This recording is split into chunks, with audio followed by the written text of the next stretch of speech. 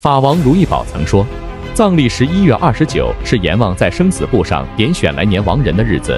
若能念诵9遍心经回遮仪轨，则可以遣除来年的违缘，尤其是寿障，具有十分重要的缘起。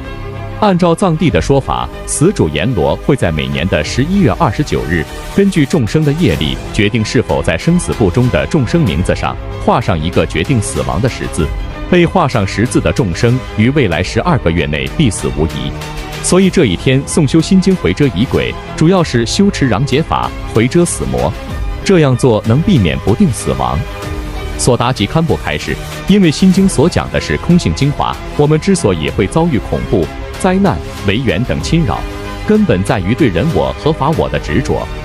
倘若证悟了无我空性，断除了人我执和法我执，一切魔障就没有猖狂的余地了。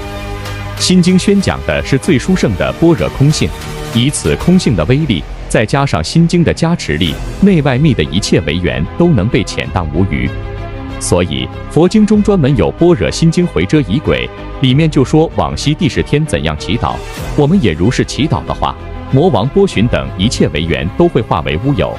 藏历每月的初9、19、29日念心经回遮仪轨，对于遣除违缘障碍非常有加持。藏地很多寺院在这几个日子一般都会多念此心经回遮仪轨。